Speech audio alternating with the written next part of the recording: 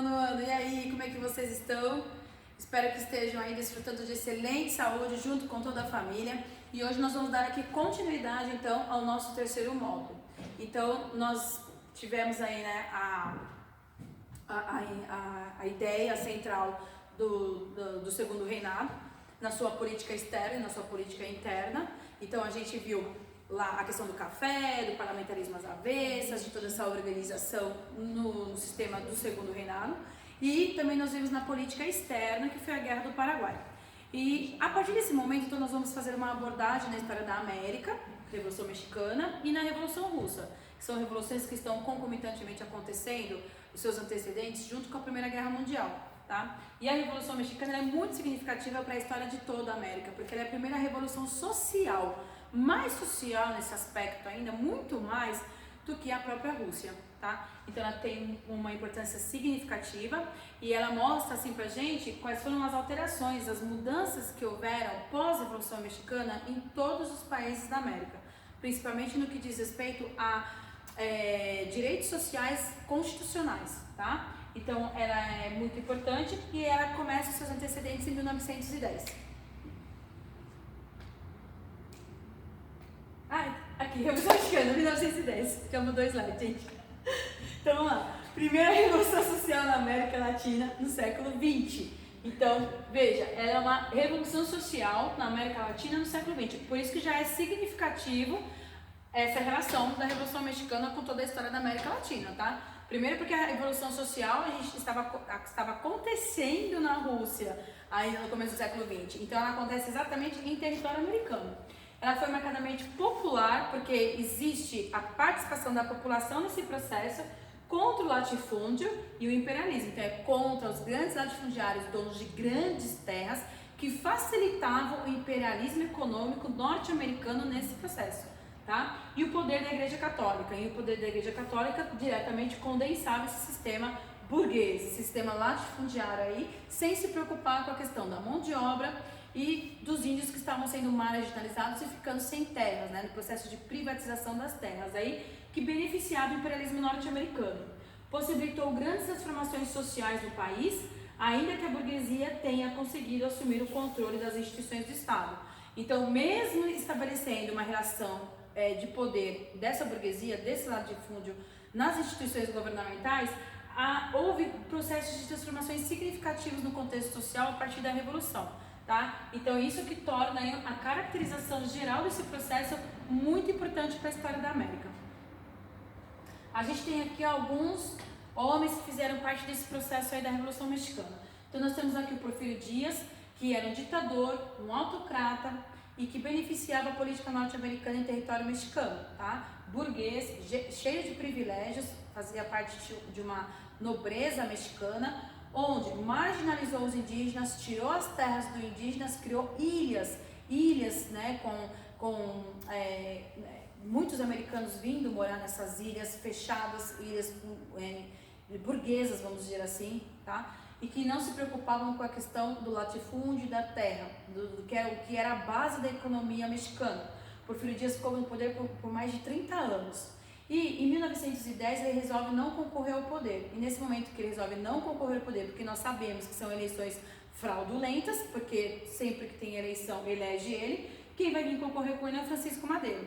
Francisco Madero vai acabar sendo perseguido, não vai conseguir concorrer a essas eleições, vai fugir, vai se reorganizar para uma revolução.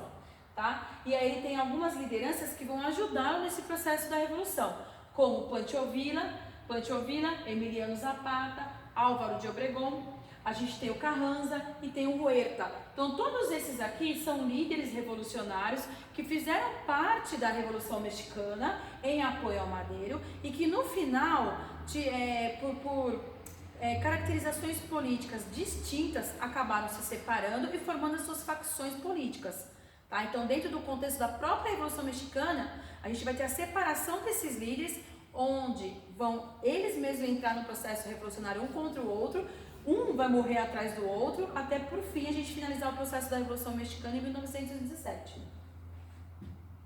Então a gente tem aqui os antecedentes, né? Então ela foi iniciada em 1910, ela é singular no processo de participação da população rural e do indígena, principalmente o Emiliano Zapata e Pancho Villa, eles são indígenas e representam essa identidade, né, que foi marginalizada pelo Porfírio Dias nesse processo revolucionário.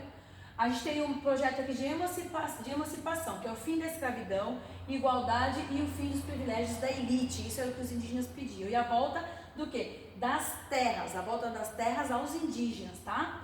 A gente tem aqui um dos líderes, o Miguel Hidalgo, e o padre Morelos, que a gente fala, Morelos, desculpa.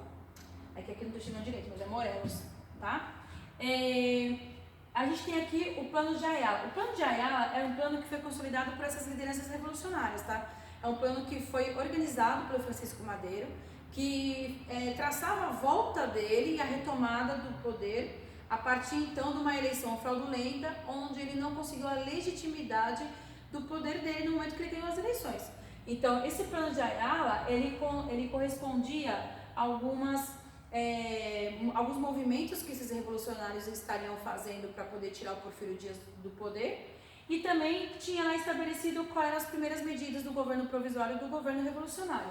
Então, é um México independente, direitos iguais entre crioulos e chapetones. Crioulos são os espanhóis nascidos na América e chapetones são os espanhóis nascidos na Espanha. Então, esses chapetones tinham privilégios, os crioulos não, e a gente tem que lembrar que esses crioulos aqui têm um sentimento nativista, de amor à terra, de amor à pátria, né? Oficialização do catolicismo como religião, e a gente tem aqui então a saída do Agustín, que seria um dos ministros da fazenda do Porfírio Dias e que trazia aí sérios problemas, vamos dizer, na dimensão econômica que prejudicava esses indígenas, tá? A gente tem então aqui o andar da Revolução Mexicana, a gente tem o Porfírio Dias, que ficou aí por 30 anos no poder. Uma ditadura com elementos positivistas, o sistema positivista é uma linhagem ideológica de um sociólogo chamado Augusto Conte, que foi, na verdade, a bandeira levantada pelos militares no início do século XX por todos os países da América Latina, incluindo o Brasil, que tem uma determinada ordem e essa ordem é necessário progresso, e só os militares poderiam fazer isso, tá bom?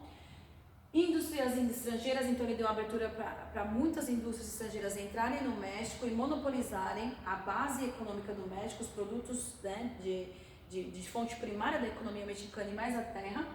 E a base agrária latifundiária, estado oligárquico, né? Então você tem uma base agrária latifundiária, mas que não atende à demanda social, atende somente uma determinada classe movida a privilégios. E a gente tem quem vai concorrer com ele, que é o Francisco Madeiro, que é a oposição liberal, mas assim, Madeiro não é indígena, tá, galera? Madeiro, ele é burguês, ele é dono de terra, latifundiário, mas ele, na verdade, ele era um representante de uma classe mais baixa, de uma classe mais social, mas não quer dizer que ele estava defendendo ali a ideia dos indígenas não, tá? Porque o que os indígenas queriam era a reforma agrária, e a gente sabe que reforma agrária é um processo lento, gradual, e que não é todo mundo que tem uma certa comodidade ali financeira que apoia essa reforma agrária, tá? Proposta inspirada no modelo norte-americano de igualdade jurídica, divisão de poderes, liberdade econômica e eleições sem fraudes. Essa era a proposta do Madeiro. Conclusão dessa Revolução Mexicana, né? De todo esse contexto aí. A Constituição de 1917, que foi consolidada após a Revolução Mexicana, se limitou a consagrar em seu corpo as aspirações e reivindicações vinculadas pela Revolução. E ela garantiu alguns direitos sociais, tá? Garantidos também ao lado das determinações de índole social, inclusive quando os direitos trabalhistas e reforma agrária em seu capítulo 1, das garantias individuais, diversos direitos clássicos à liberdade. Então foi consolidado direitos sociais, direitos trabalhistas, das massas sociais e dos indígenas, principalmente, em relação a esse contexto da reforma agrária. Então ela foi significativa no aspecto social, com certeza ela foi. Não quer dizer que ela foi posta em prática, tá? Mas ela fez o que o movimento zapatista criteriosamente almejava, que é movida pelo Pancho Villa e pelo Emiliano Zapata. Era um movimento, então, que consolidasse esse processo da terra significativo no contexto de distribuição para os indígenas, né? Que retornasse a esse processo de uma forma significativa na mão desses indígenas, tá? Que é a questão do latifúndio. Então é isso, galera. Bom, pessoal, a gente falou um pouquinho hoje da Revolução Mexicana. Nas videoconferências nós vamos tirar todas as nossas dúvidas e vamos aprofundar um pouquinho mais sobre a história da vida dessas lideranças da Revolução Mexicana, tá bom? Muito obrigada e até a próxima.